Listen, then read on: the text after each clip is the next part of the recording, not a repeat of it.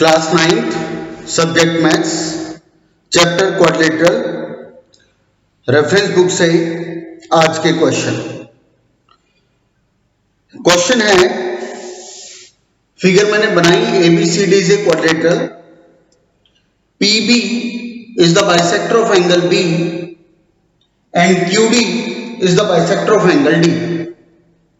फिर रिपीट करता हूं, यहां गिवन में है in quadrilateral ABCD PB and DQ are the bisectors of angle B and angle D respectively।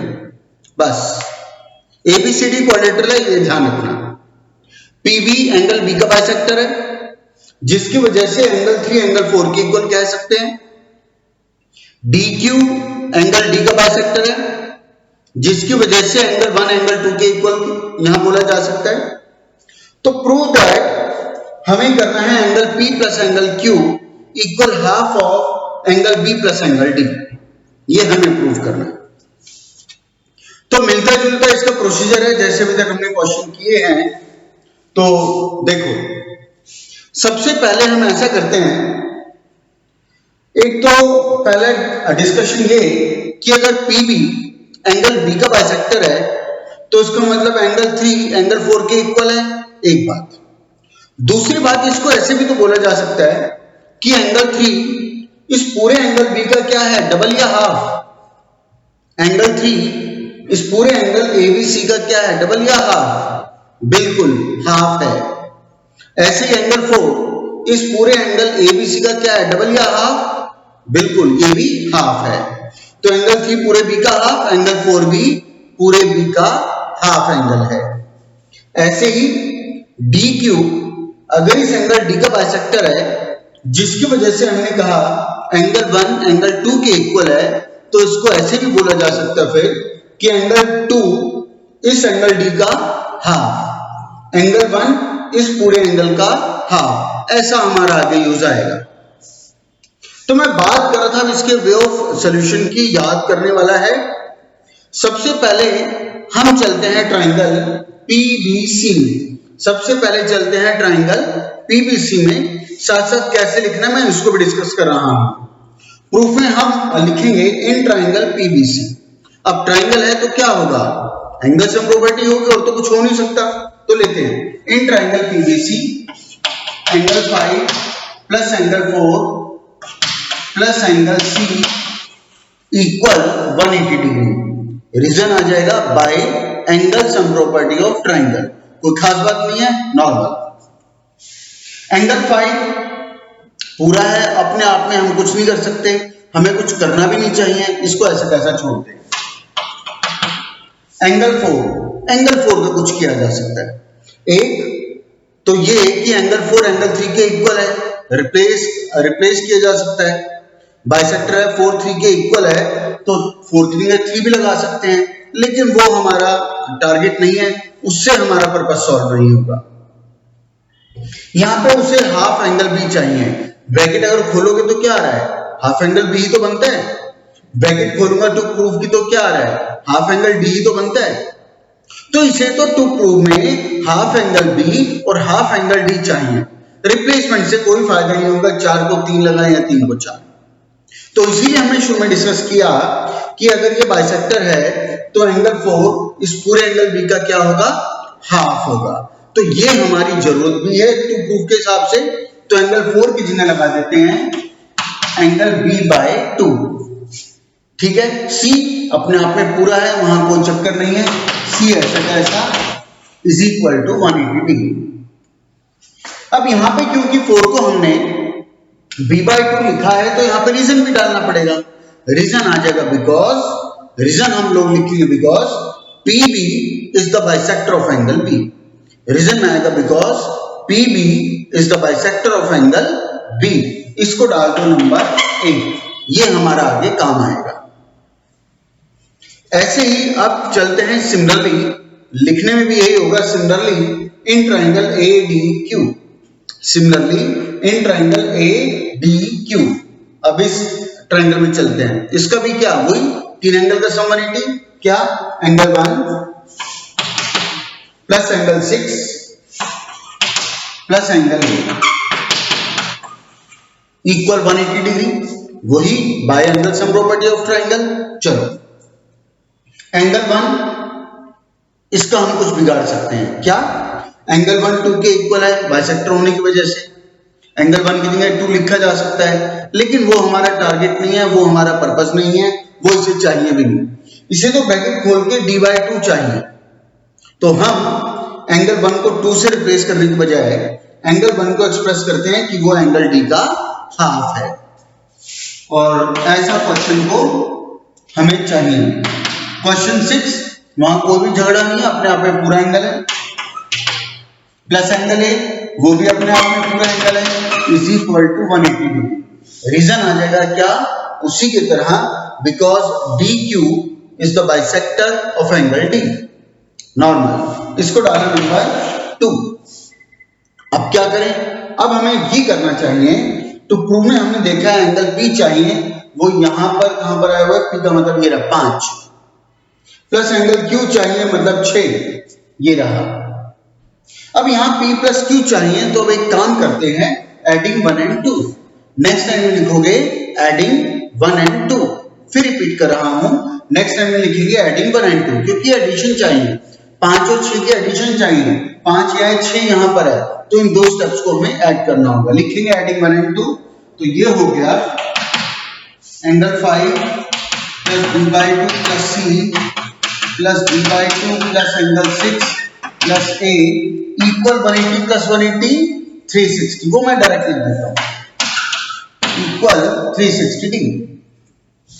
Adding 1 and 2, तो ये प्लस ये प्लस ये प्लस ये प्लस ये प्लस ये इक्वल 180 प्लस 180 क्या हो गया, वो 360।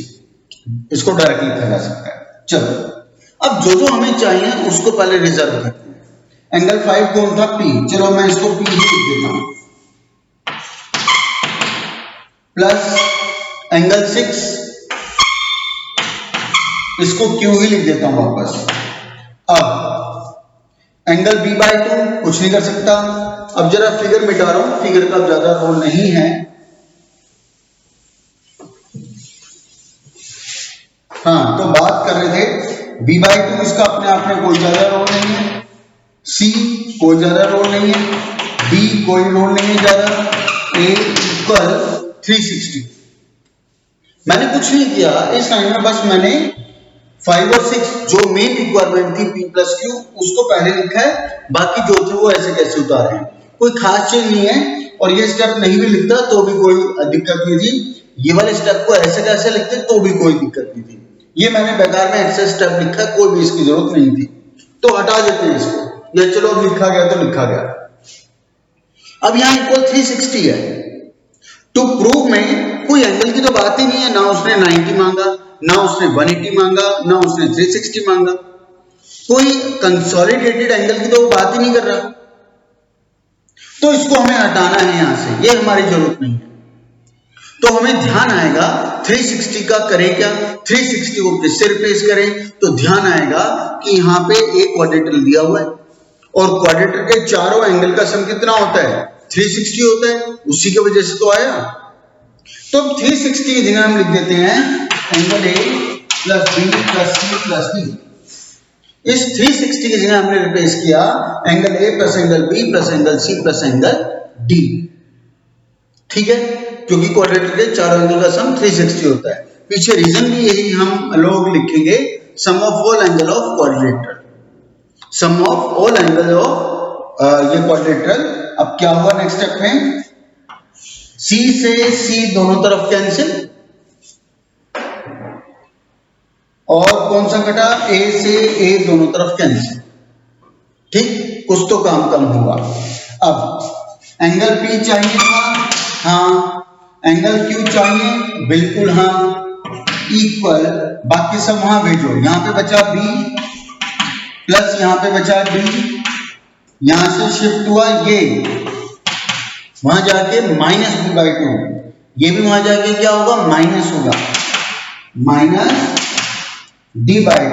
ये दो एंगल RHS में गया तो माइनस हो गए माइनस। नेक्स्ट,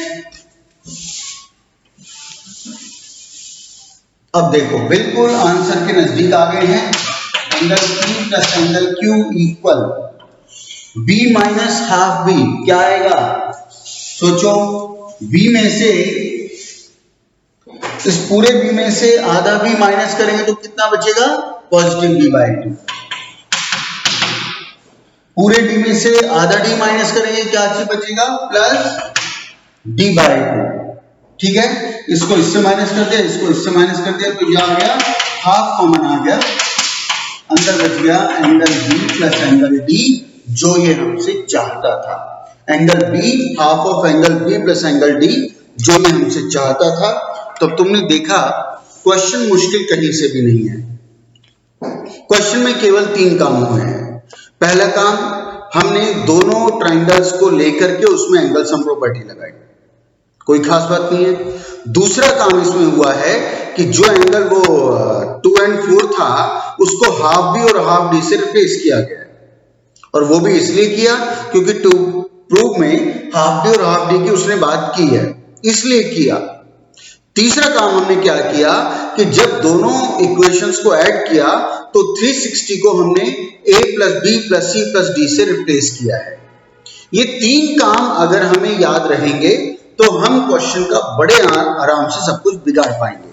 लेकिन अगर शुरुआत की 2 चीज आइटम, कम से कम 2 आइटम शुरू की, और मैं तो कहता हूं एक ही आइटम अगर याद नहीं आई, एंगल सम प्रॉपर्टी, फिर हम इसकी आरती उतारते रहेंगे, सॉल्यूशन हमारे ऊपर प्रसन्न नहीं होगा, हमें याद नहीं आएगा कि ये कैसे करना है। आगे बढ़ते हैं, नेक्स्ट क्वेश्चन।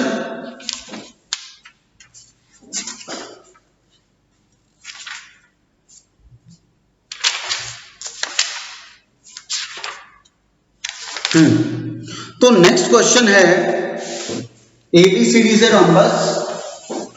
जो क्वेश्चन मैं बोलूंगा एग्जाम में, ये क्वेश्चन बिना फिगर के आता है। फिगर कैसे बननी चाहिए ये हमें आना चाहिए।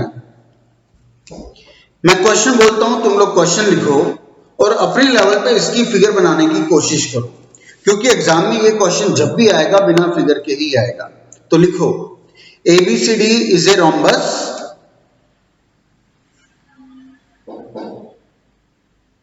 EABF. EABF is a straight line. EABF is a straight line such that EA equal AB equal BF, such that EA equal AB equal BF. Then prove that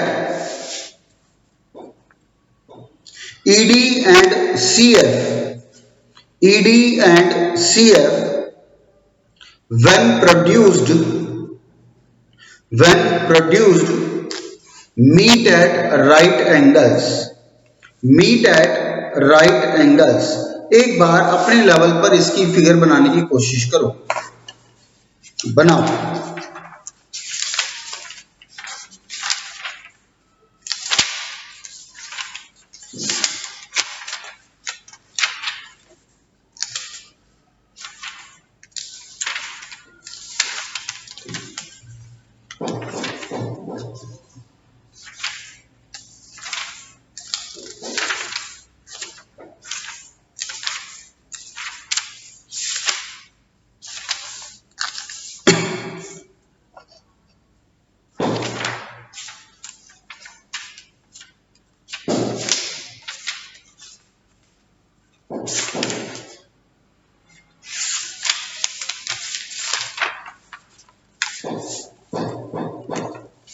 तो अब मेरी तरफ से इतना टाइम काफी था। उसने कहा ABCD इज ए रोम्बस, चलो जी बनाते हैं।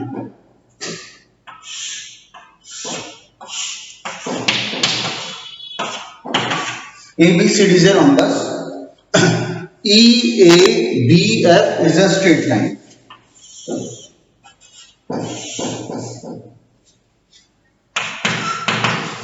EABF is a straight line. फिर कहता है ED and CF when produced meet at right angle, इसको नाम डाल दिया मैंने P। तो ये तो इसकी फिगर है। अब अपनी मैच कर सकते हो कि हमारे में से किसकी फिगर ठीक है। तो इसने कहा, सॉल्यूशन की बात करते हैं, इसने कहा ABCD इज ए रोम्बस। इसका गिवन डिस्कस कर देता हूं। गिवन में लिखेंगे in figure ABCD is a rhombus, EABF is a line such that EA equal AB equal BF। ठीक है। To prove angle P equal 90 degree, to prove angle P equal 90 degree. चलो अब proof की बात करते हैं। पहले इसका एनालिसिस करते हैं। इसने कहा था ABCD से रोम्बस। अगर ABCD रोम्बस है तो इसमें हमें ये पता लग गया कि सारी साइड आपस में इक्वल होगी, ये इक्वल ये इक्वल ये इक्वल ये। फिर उसने ये भी कहा कि इसके बेस को जब दोनों तरफ से प्रोड्यूस किया तो दोनों तरफ के कॉर्नर भी इसके इक्वल आ रहे हैं। इसने हमें कहा ये इक्वल AB इक्वल BF। ठीक, तो इसका मतलब ये हुआ ये सारी 6 की 6 साइड आपस में इक्वल हो गई, क्योंकि AB तो रोम्बस की वजह से इनके इक्वल है ही, और इसने AB को इनसे इक्वल अलग से बता ही दिया है। तो मतलब ये इक्वल ये इक्वल ये इक्वल ये इक्वल ये 6 की 6 साइड आपस में इक्वल है। चलो, तो यहां पर आपको अब ये काम यहां कर लेते हैं। देखो, ये मैंने डाला एंगल 1 2 3 4, पहले यहां तक रोकता हूं। हमने कहा EA AD के इक्वल, क्यों? रीजन आ जाएगा गिवन। EAD अपने आप में कंप्लीट ट्राइंगल भी है। इस ट्राइंगल के अपनी दो साइड इक्वल है, और ट्राइंगल में प्रॉपर्टी कहती है कि अगर ट्राइंगल की दो साइड इक्वल हो तो उसके अपोजिट एंगल भी इक्वल होते हैं, जिसका रीजन था angles opposite to equal side. तो जब हम इसका प्रूफ लिखेंगे तो शुरू में लिखेंगे since EA equal AD, reason आ जाएगा गिवन, तो this implies angle 1 equal angle 2, reason आ जाएगा angles opposite to equal sides of triangle EAD। ये हमें जरूर लिखना है। इसको डाल देना नंबर 1, इसको डालेंगे नंबर 1। चलो, या नंबर 1 डाल के छोड़ दो इसको। अब ऐसे ही यहां पर आ जाओ, in triangle BFC, BF equal BC, reason आ जाएगा वही गिवन, तो this implies angle 4 equal angle 3, angle 4 equal angle 3, reason वही आ जाएगा angles opposite to equal sides of triangle BFC, of angle BFC। इसको डाल देना नंबर 2। 1 इक्वल टू जो किया था उसको डालना नंबर 1, और अभी 3 इक्वल 4 का है, इसको डालना नंबर 2। यहां तक आ गए। चलो, अब देखिए ये वाला एंगल नंबर 5, ये एंगल नंबर 5 इस ट्रायंगल के लिए क्या है? ये एंगल नंबर 5 DAE का क्या है? बिल्कुल एक्सटीरियर एंगल। और ट्रायंगल लाइंस एंड एंगल में एक्सटीरियर एंगल प्रॉपर्टी क्या है कि exterior angle equal sum of interior opposite angle, तो angle 5 is equal to 1 plus 2 होता है। ठीक है, चलो ऐसे ही angle 6 equal 3 plus 4, exterior angle of triangle BFC। खैर अभी हम इसको यहाँ पे कुछ नहीं लिखेंगे, या चलो लिख ही लेते हैं। हम लिखेंगे in triangle AEB exterior angle 5 equal 1 plus 2, exterior bye exterior angle property of triangle, angle 5 equal, अब 1 और 2 इक्वल लेकर के आए थे स्टेप नंबर 1 में, 1 एंड 2 को हम स्टेप नंबर 1 में इक्वल लेकर के आए थे। तो अब मैं अगर यहां पर 2 की जगह 1 कर दूं तो कोई दिक्कत? 2 की जगह एंगल 1 कर दिया जाए तो कोई दिक्कत नहीं होनी चाहिए। रीजन दे देंगे फ्रॉम 1 कि नंबर 1 में हमने इनको इक्वल दिखाया था। तो ये क्या हो गया, angle 5 equal twice angle 1, angle 5 equal twice angle 1, इसको डाल दो नंबर 1। अब ऐसे यहां चलते हैं। नाउ इन ट्राइंगल BFC, अब लिखिए now triangle BFC, exterior angle 6 equal angle 3 plus angle 4 bye exterior angle property of triangle BFC। तो हमने लिखा exterior angle 6 equal angle 3 plus angle 4। Exterior angle 3 और 4 इक्वल हमने किए थे। 3 की जगह 4 को रिप्लेस कर दें या 4 की जगह 3, कोई फर्क नहीं पड़ना चाहिए क्योंकि आपस में इक्वल थे। हम जानबूझ के 3 को करेंगे रिप्लेस, 4 की जगह लगा दिया 3, 4 की जगह 4। आने वाले स्टेप में समझ आएगा कि हमने यहाँ 2 को ही क्यों चेंज किया, 1 को क्यों नहीं किया, हमने यहाँ पे 3 को ही क्यों किया, 4 को क्यों नहीं किया। आने वाले स्टेप में समझ आएगा। तो ये हमारा आ गया angle 6 equal twice angle 4, angle 6 equal twice angle 4। चलो यहां तक हम आ गए। अब यहां पर ये वाले ये नहीं, ये तो स्टेप 2 होना चाहिए, है ना, ये तो स्टेप 2 होना चाहिए। ये स्टेप 2 हो गया और ये वाला स्टेप 3 हो गया। जहां पर हमने इन एंगल्स को इक्वल किया था वो नंबर 1 था, जहां पे इनको इक्वल किया था वो नंबर 2 था। ये वाला आया, अरे ये तो 3 हो जाएगा, सॉरी, ये 3 हो जाएगा और ये 4 हो जाएगा। चलो अब since ABCD is a rhombus, since ABCD is a rhombus, 5 और 6 इस रोम्बस के क्या है, कोइंटीरियर एंगल।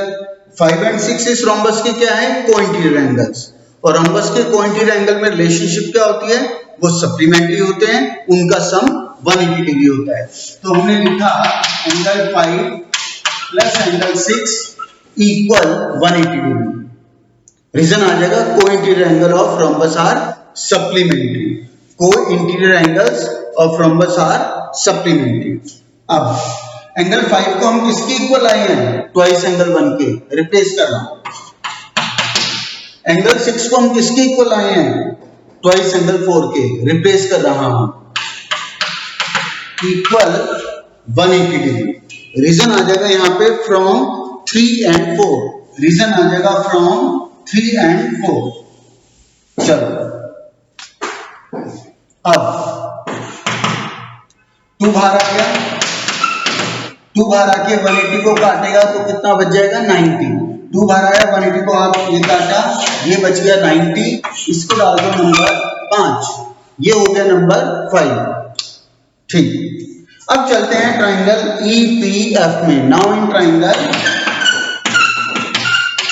EPF अपने आप में कंप्लीट ट्राइंगल है, इसके 3 एंगल का सम 180 होना चाहिए। Angle 1 plus angle 4 plus angle 3 equal 180 degree. Reason डाल देंगे by angle sum property of triangle. 1 plus 4 क्या आ चुका है ऊपर, 90, इसके लिए रिप्लेस करा दिया 90। रीजन आ जाएगा फ्रॉम 5 प्लस एंगल 3 इक्वल 180। तो P अब तुम्हारे सामने 180 में से 90 माइनस होके आ गया 90 डिग्री, जो भी हमसे चाहता था, जो हम लाना चाहते थे।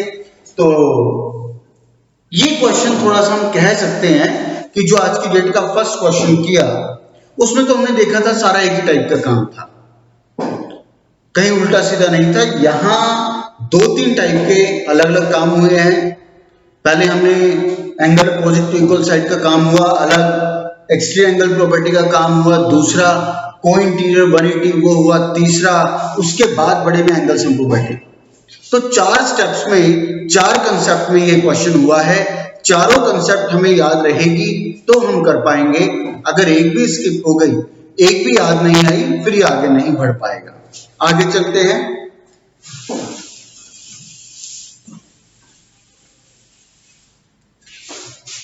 इसके बाद नेक्स्ट क्वेश्चन छोटा है, आसान है। ये क्वेश्चन भी एग्जाम में बिना फिगर के आता है। तो मैं क्वेश्चन बोलता हूं, अपने लेवल पे इसकी फिगर बनाने की कोशिश करो। क्वेश्चन लिखो, in triangle ABC, in triangle ABC AD is the median, AD is the median through A and E is the midpoint of AD, and E is the midpoint of AD. BE produced meets AC in F, meets AC in F. Then prove that AF equal 1/3 AC. AF equal 1/3 of AC. Figure बनाने की कोशिश करो।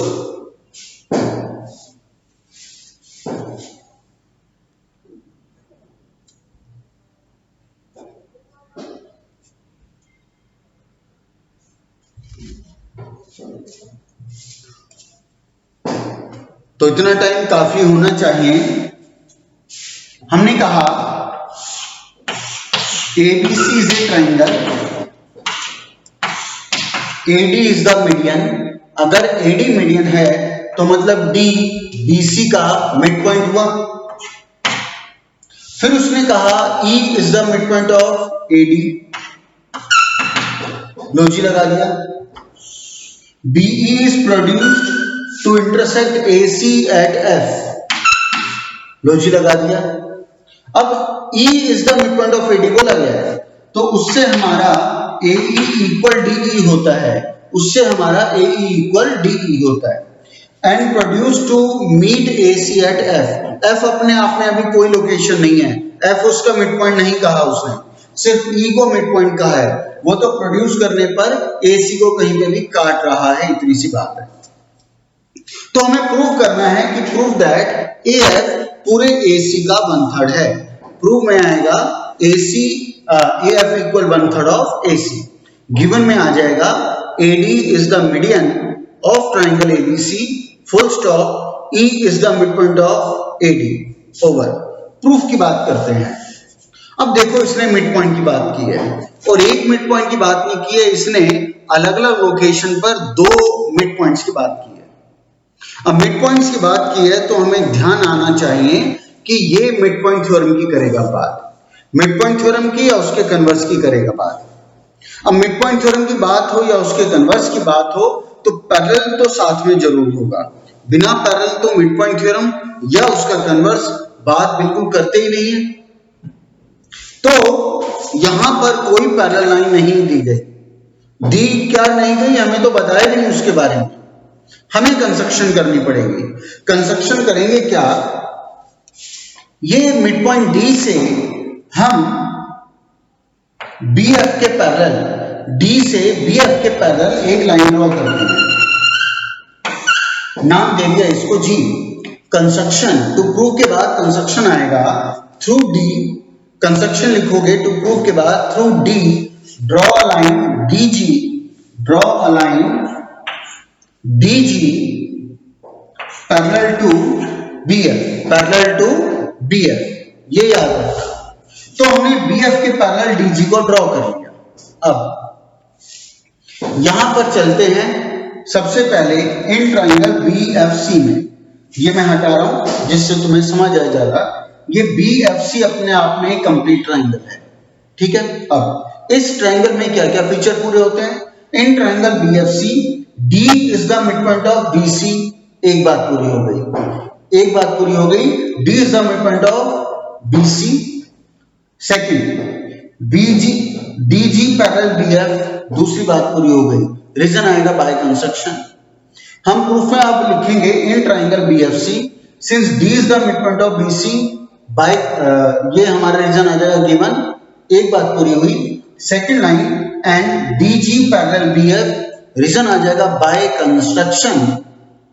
तो this implies mid point theorem का converse की 2 बातें पूरी हो गई। कन्वर्स एक मिड पॉइंट और एक पैरेलल की बात करता है। तो यहाँ एक मिड पॉइंट और पैरेलल की बात हो गई। तो नेक्स्ट लाइन में this implies G is the midpoint of CF.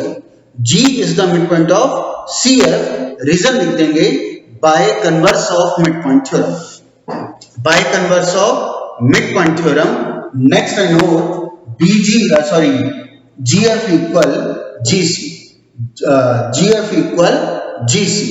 इसको डाल देंगे नंबर 1। ठीक है, चलो अब चलते हैं नाउ इन ट्राइंगल। समझाने के लिए मैं यहां से इसको मिटा देता हूं, समझाने के लिए। नाउ इन ट्राइंगल अब चलते हैं ADG में, नीचे वाला हिस्सा मैं हटा दूं। इन ट्राइंगल ADG इसमें चल रहा हूं मैं, ADC नहीं ADG। In triangle ADG E is the midpoint of AD। क्यों? हमें दिया हुआ है, रीजन गिवन आएगा। Second line and EF parallel DG and EF parallel DG। Reason क्या आएगा? By construction. तो यहां पे भी कन्वर्स एप्लीकेबल हो रहा है। वो कन्वर्स एक मिड पॉइंट की बात करता है, दिया हुआ था, एक पैरेलल की बात करता है, हमने कंस्ट्रक्शन की है। तो बाय नेक्स्ट लाइन में this implies F is the mid point of AG। F is the mid point of AG। Reason क्या आ जाएगा? By converse of mid point theorem. ठीक है, तो this implies AF equal FG। AF equal FG। इसको डाल देंगे number 2। Number 1 में हमने इसको इसके इक्वल दिखाया, नंबर 2 में हमने इसको इसके इक्वल किया। तो फ्रॉम 1 and 2 हमें मिलता है तीनों आपस में इक्वल हो गए। AF equal FG equal GC। तीनों इक्वल आ गए। अब तीनों इक्वल आ गए तो फिर ठीक है, this implies AF equal 1/3 of AC। अब AF क्या? GF भी पूरे का 1/3 है। GF क्या? GC भी पूरे का 1/3 है। खैर ओरिजिनली हमें F के बारे में पूछा था, F ही दिया हुआ था, तो फाइनली हम इसी की बात यहां कर रहे हैं। तो this implies AF equal 1/3 of AC। Hence proof. Question आसान था, छोटा है, सिंगल कंसेप्ट पे चला है। इससे पहले वाले क्वेश्चन में 3-3, 4-4 कंसेप्ट हुए थे, तब वो सॉल्व हुआ। तुमने देखा इसमें एक ही कंसेप्ट लगे, मिड पॉइंट थ्योरम का कन्वर्स, वो भी दोनों बार लगा। अब एक नेक्स्ट क्वेश्चन है ABCD से पैरेललोग्राम। बहुत बढ़िया क्वेश्चन है ये।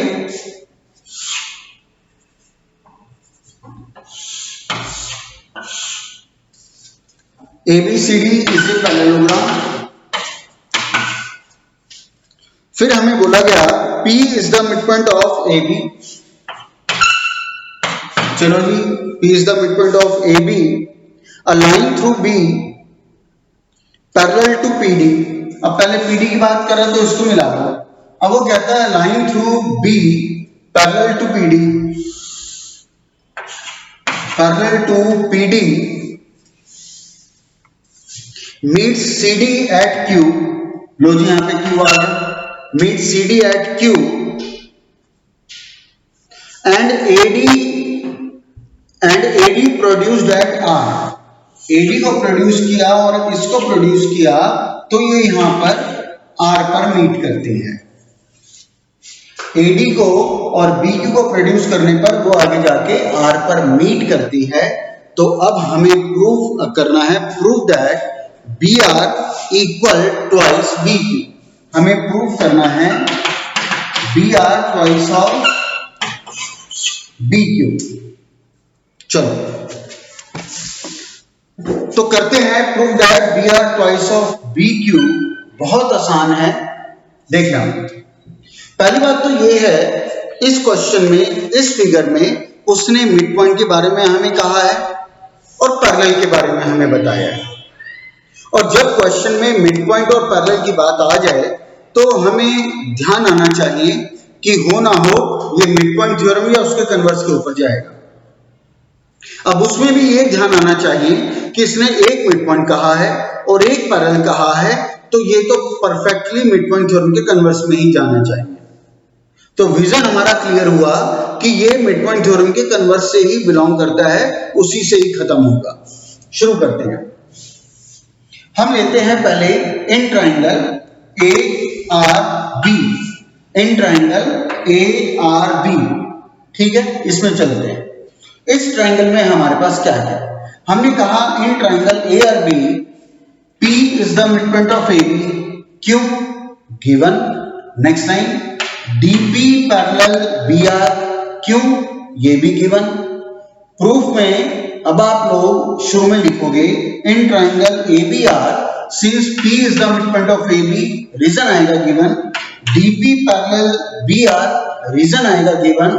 तो तीसरी लाइन में दिस इंप्लाइज क्या, सोचो, बिल्कुल, this implies D is the midpoint of AR।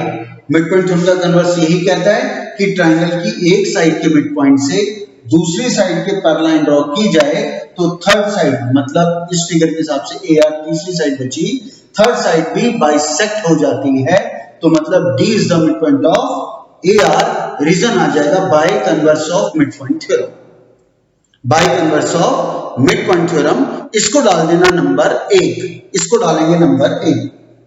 चलो, लेकिन डी हमें फिलहाल मिड पॉइंट नहीं लेकर के आना, अब दूसरे टारगेट पे चलते हैं। Again in triangle A R B, इसी ट्राइंगल में दोबारा again in triangle A R B.